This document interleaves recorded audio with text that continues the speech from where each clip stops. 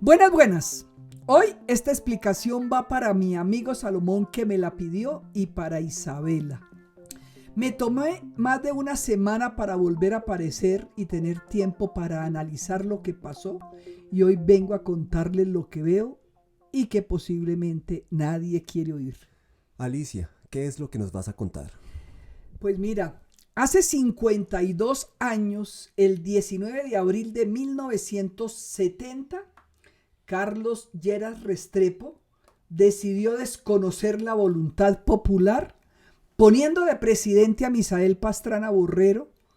y fue así que sin proponérselo creó el M-19,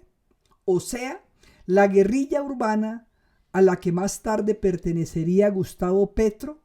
hoy presidente electo de Colombia. Este es un tema del que a muchos colombianos no les gusta hablar,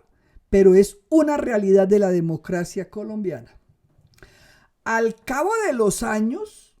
cerca al final de su vida y ya retirado de la política activa, Carlos Augusto Noriega, conocido como el Tigrillo Noriega, quien fuera ministro de gobierno de Carlos Lleras Restrepo, escribió un libro donde se refería y casi se ufanaba del fraude que él coordinó bajo la tutela del presidente. Esto, sin lugar a dudas, nos retrasó más de medio siglo la llegada del populismo a Colombia, pero no solo no nos lo impidió, sino que nos lo trajo con una ideología más de socialismo del siglo XXI. ¿Y cómo se relaciona esto con las elecciones que acaban de pasar? En la actualidad se dice que en las 3 elecciones de este año, la Registraduría Nacional del Estado Civil no nos dio muestras de transparencia al no permitir auditorías al software. Además, por los vínculos del actual registrador con la compañía Indra, compañía española que contaba los votos, por las extrañas visitas del candidato Petro a los ejecutivos de Indra y las anomalías en la aparición de votos perdidos que beneficiaron fundamentalmente a los copartidarios de un candidato del 13 de marzo, por el triunfo inesperado del populista de derecha en la primera vuelta y por la disminución inexplicable de la abstención entre la primera y la segunda vuelta, que solo benefició al ganador de la contienda. Todo esto fue en un momento motivo de preocupación, pero tal preocupación ya pasó. La duda más grande se presentó cuando todo el aumento de la votación de la segunda vuelta solo benefició a Petro y cuando una parte, así fuera menor, de los votantes del candidato de centro derecha se convirtieran automáticamente en votantes de izquierda y cuando casi la totalidad de los electores no, pero sí de los votantes de Sergio Fajardo terminaran votando por Petro, incluso después de conocer los métodos con los que destrozaron al candidato Fajardo. La registraduría y los políticos colombianos también hicieron caso omiso de la coerción a la que fueron sometidas distintas poblaciones indígenas y campesinas que habitan en áreas donde es obvia la presencia de los grupos armados al margen de la ley, como fueron Nariño, Cauca y posiblemente Chocó. ¿Qué ha pasado en Colombia antes, durante y después de la elección del presidente de la República? Durante la semana previa al 19 de junio, el comentario más frecuente en los mentideros políticos era la existencia de la compra de votos bajo la modalidad de ayudarles a pagar las deudas en las que incurrieron los políticos tradicionales durante la campaña del 13 de marzo. Excepción hecha claramente de los miembros del Centro Democrático.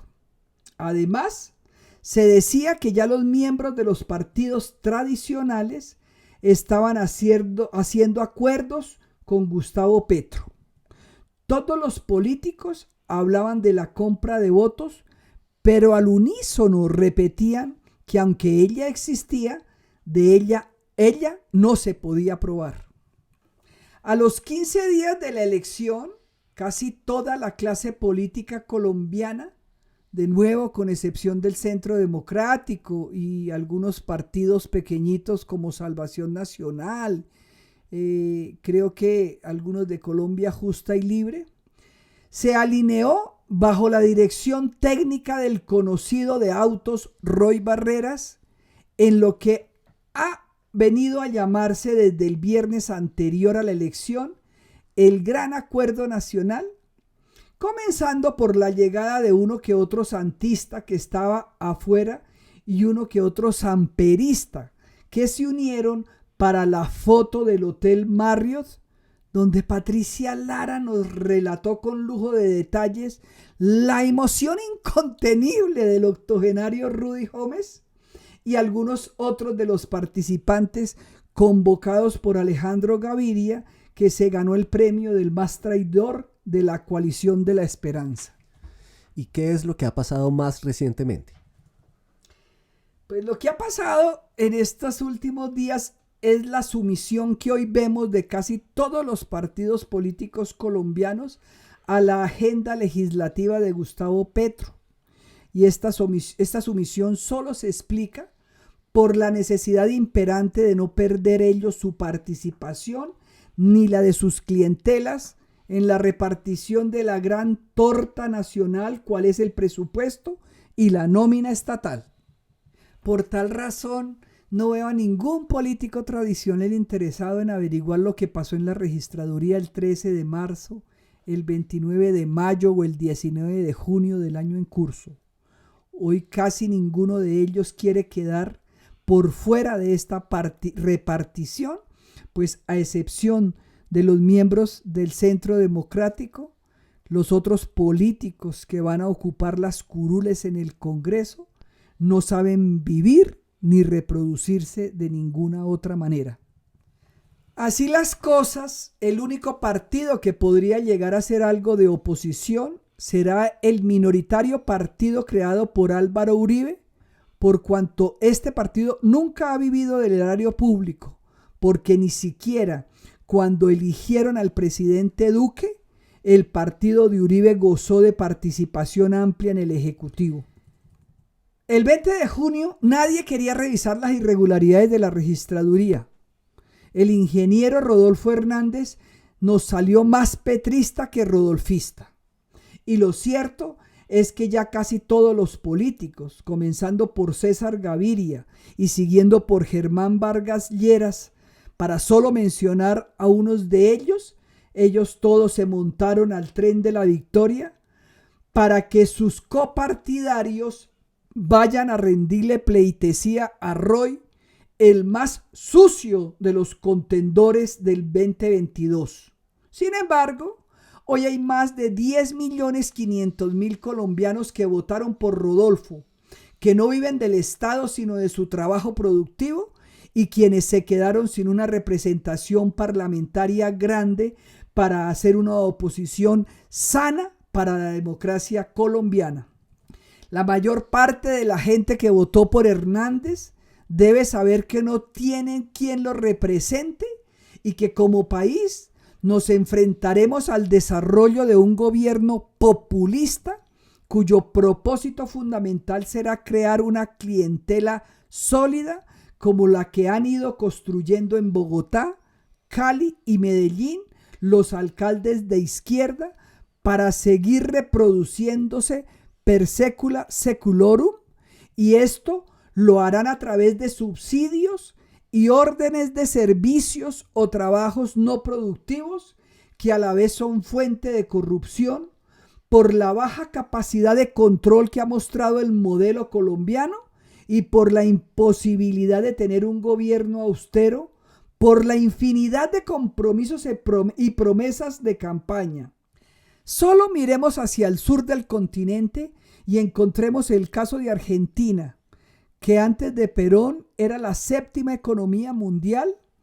y después del populismo, apoyado por el sindicalismo argentino, seguido por el militarismo, y hace ya décadas dirigido por el neoperonismo rapaz, han convertido a la Argentina en una economía subdesarrollada que durante la pandemia más del 65% de su población vivía del Estado. La luna de miel de los partidos tradicionales colombianos con el gobierno populista del militante del M-19 durará alrededor de un año. Y cuando ya hayan pasado su ambiciosa agenda legislativa que asegure el gasto para hacer crecer las clientelas petristas, dejarán a un lado los que se le arrodillaron a Roy y a sus compinches a última hora. Y veremos lo que será el gobierno de Petro. Mucho gasto, poco empleo productivo y más de un antiguo miembro del M-19 rondando por los ministerios como lo hicieron por las secretarías del distrito. Ya vimos que el primer ministro nombrado por Petro fue el antiguo constituyente elegido por el M-19 en 1991 y por décadas un hombre muy cercano a las FARC. Nos referimos obviamente al próximo canciller de Colombia, Álvaro Leiva Durán. Bueno, después de este panorama y de haber recibido durante estas semanas nubarrones y esperando próximamente el huracán por la costa atlántica, sabemos que de todas formas en Colombia volverá a brillar el sol.